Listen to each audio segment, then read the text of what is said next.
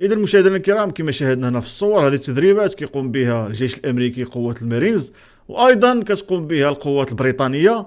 هذه التدريبات كتعكس التقدم اللي وصلوا له هذه الجيوش في اقتحام السفن، وايضا اقتحام الجزر، واقتحام الاماكن البحريه. ما بقاش بحال شحال هذه كيقتحموا بانزالات بحريه بحال اللي كنشوفوا الان. القوات كتطور والتدريبات كتطور. كما كنشاهدوا الان هذا انزال بحري للقوات الامريكيه، ولكن راه التدريبات كتمشي على مستويات اخرى، كما شاهدنا في الفيديو كيفاش كيتدربوا على اقتحام السفن، وايضا بنفس الطريقه يقدروا يقتحموا السواحل الايرانيه. ما بقاش شحال هذه انزالات عبر الطائرات المروحيه، وايضا انزالات عبر البوارج البحريه. التدريبات كتطور، وكما كنعرفوا على ان الحرب الجاريه الان بين ايران والولايات المتحده، وان قوات المارينز كتستعد للتعامل مع اهداف ايرانيه، وايضا لاقتحام الشواطئ الايرانيه، وخصوصا اقتحام الجزر الايرانيه.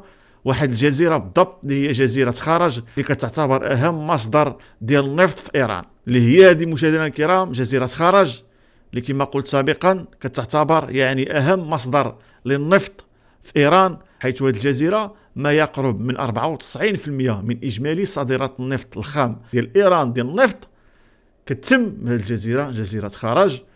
كما قلت سابقا تشير التقارير الى وضع سيناريوهات من بينها اقتحام قوات المارينز لهذه الجزيره، حيث تم القصف ديالها هاد اليومين اللي فاتوا. غادي نوريكم الصور ديال القصف ديالها، وقوات المارينز كتستعد على انها تقتحم هذه الجزيره الايرانيه، اللي كما قلت سابقا تعد هي الممر الرئيسي للنفط الايراني 94%، حيث ارسلت الولايات المتحده الامريكيه الاف الجنود المارينز للمنطقه، حوالي 2500 تقريبا، على متن 3 سفن انزال برمائي الى منطقه الشرق الاوسط، كاجراء تموضع استراتيجي كمقدمه لعمليه اوسع من بينها اقتحام هذه الجزيره. وكما شاهدنا التدريبات يقدروا ما يجيوش عبر الطائرات او عبر الزوارق، يقدروا يجيو بالطيران كما شاهدنا بالتدريبات ديالهم. هذاك الفيديو لتدريبات القوات الامريكيه والبريطانيه ايضا، ويقدروا يستعملوا تلك المعدات في اقتحام هذه الجزيره، اللي تعد كما قلت المحطه الرئيسيه لتصدير النفط الايراني. 94 من النفط كيدوز من هذه الجزيره، اللي هي هذه مشاهدينا الكرام تقع قباله السواحل ايران، جزيره خرج، واللي تم القصف ديالها مؤخرا. غادي نوريكم فيديوهات القصف ديالها، واللي قوات المارينز كما قلت كتستعد على انها ربما تقتحم 3 سفن انزال بحريه برمائيه مجه للمنطقه. هذه هي الجزيره كما كنلاحظوا خزانات الوقود اللي فيها. 94 من اجمالي صادرات ايران تمر عبر هذه الجزيره، جزيره خرج. كما كنشاهدوا الان هذا هو الرصيف ديالها، عندها عده منشآت. هذا هو الرصيف البحري ديالها تصدير النفط. هي هذه مشاهدينا الكرام جزيره خرج. وغادي نوريكم دابا الفيديو نشراتها القياده المركزيه الامريكيه للقصف هذه الجزيره، كيمهدوا الطريق ربما القوات المارينز باش يقتحموها هذه عمليه القصف. وكان دونالد ترامب نشر هذا الفيديو في منصات ديالو. هذه هي جزيره خرج اللي شفناها في الاول، شفنا الصور ديالو اللي كتعتبر اهم جزيره في ايران، كتصدر 94% من اجمالي صادرات النفط الخام الايراني. هنا ايضا تم ضرب المدرجات ديال هذه الجزيره، المطار، باش ما يتمش هبوط الطائرات الايرانيه. وكنظن على هذا تمهيد باش قوات المارينز الامريكيه تقدر تقتحم هذه الجزيره باش تضغط على ايران. هذه هي عمليه القصف كما كنشاهدوا. قصف كان كبير كما كنلاحظوا الان، ضربوا الطرقات وضربوا ايضا اماكن اللي قدرت تشكل خطر للقوات المارينز اللي تقدر تقتحم هذه الجزيره في اي لحظه. كما قلت 3 سفن برمائيه فيها 2500 عنصر من قوات المارينز متجهه للمنطقه، تقدر تقتحم هذه الجزيره، وغادي تكون ضربه قويه لايران. وكما كنشاهدوا في الصوره هذه هي الجزيره اللي وريتها لكم سابقا. وايضا هنا نشرت القياده المركزيه الامريكيه العمليات ديالها على متن حامله الطائرات ابراهام لينكولن وايضا جيرالد فورد. هذه الحمله كتقوم دابا بعمليات ضرب اهداف ايران، ضرب البحريه، وايضا ضرب اماكن تواجد المسيرات الايرانيه وايضا ضرب اماكن الصواريخ الباليستيه بطائرات الاف 18 كما كنلاحظوا الان. هذه طائرات الاف 18 وايضا طائرات الاف 35، وايضا هناك يعني طائرات الانذار المبكر وطائرات يعني الاف 15 والاف يعني 22 اقوى طائره في العالم حتى هي كتشارك في عمليه القصف، حيث تم تدمير الدفاعات الجويه الايرانيه يعني تماما بالكاد، ما كاين حتى شي دفاع جوي. والطائرات الحربيه الامريكيه تقوم يعني بعمليه القصف فوق الاراضي الايرانيه بسهوله، حيث كما قلت تم تدمير الدفاع الجوي. وهنا طائرة الاف 18 يعني تقوم بالانطلاق على متن حاملة طائرات ابراهام لينكولن، وكتقوم بعملية قصف الأهداف إيران. وتركز هذه الأيام القصف على جزيرة خرج اللي كما لاحظنا قبيلتي في الصور يعني مليئة بخزانات الوقود، واللي كتعتبر يعني أهم جزيرة في إيران هذه هي جزيرة خرج القريبة من السواحل الإيرانية اللي بعيدة شيئا ما من مضيق هرمز. يعني كما كنلاحظوا في الصور هذا هو مضيق هرمز هنا، والجزيرة جات هنا. وباش يضغطوا على إيران يعني ما تبقاش يعني سدة أو غلقة مضيق هرمز، تقدر قوة المارينز تقتحم تلك الجزيرة، جزيرة خرج.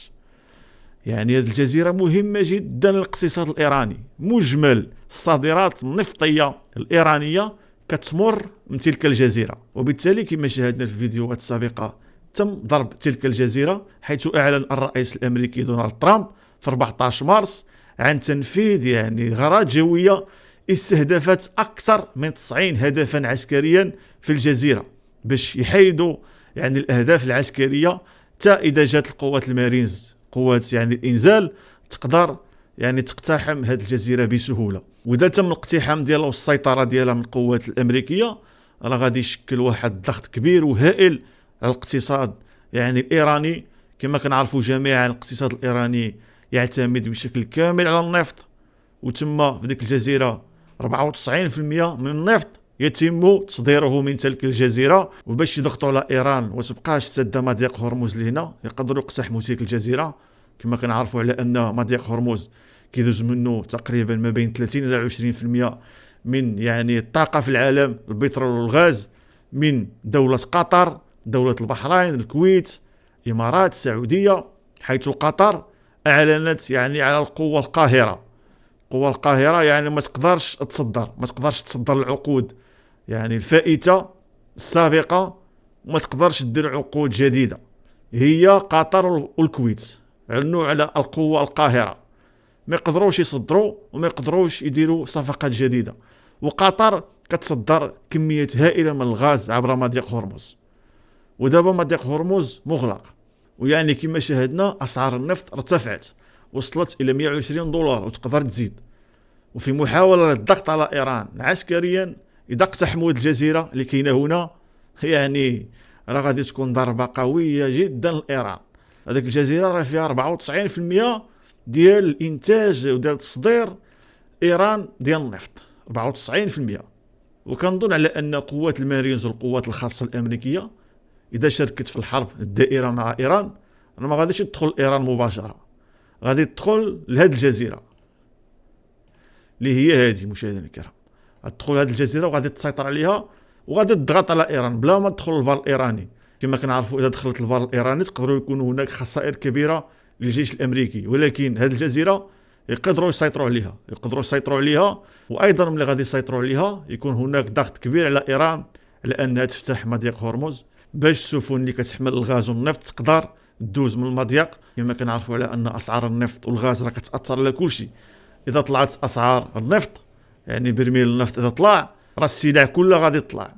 والمنظمة العالمية للطاقة يعني علنت على أنها غادي تسحب من المخزونات الاستراتيجية ديالها 400 مليون برميل من النفط لأول مرة في التاريخ. عمرها ما وقعت. باش تعرفوا يعني هذه الأزمة شحال كبيرة. يعني في الحرب ديال روسيا مع أوكرانيا تم سحب 150 مليون برميل من الاحتياطات العالمية من عدة دول، ولكن دابا غادي يسحبوا 400 مليون برميل من النفط. باش تعرفوا على أن غلق مضيق هرمز كيأثر بشكل كبير على الأسواق في العالم. يعني $120 وصل ثمن البرميل الواحد، وأيضا يقدر يطلع وصل حتى $200. وهذا الشيء غادي يشكل ارتفاع في جميع السلع. ملي كيطلع البترول راه كلشي كيطلع معاه. وكما شاهدنا القوات الامريكيه كتقوم بعمليات كبيره ضرب اهداف ايران في محاوله لتقليص القدرات ديالها. اذا كما شاهدنا مشاهدينا الكرام، يعني قوات المارينز الامريكيه يعني مجه المنطقه على متن 3 سفن يعني برمائيه على متنها نحو 2500 عنصر من قوات المارينز. وايضا يقدر يكون هناك قوات خاصه امريكيه في محاوله كما كنظن انا للسيطره على جزيره خرج اللي هي هذه اللي كما قلت سابقا يعني 94 من اجمالي الصادرات النفطيه الايرانيه كدوز عبر هذه الجزيره في محاوله للضغط على ايران. واذا تم هذا الامر راه غادي تكون ضربه قويه لايران. اذا شكرا مشاهدينا الكرام على مشاهده الفيديو، ولا تبخلوا علينا بزر اللايك والاشتراك في القناه. اراءكم تهمنا دائما. الى اللقاء في فيديو اخر. تحياتي.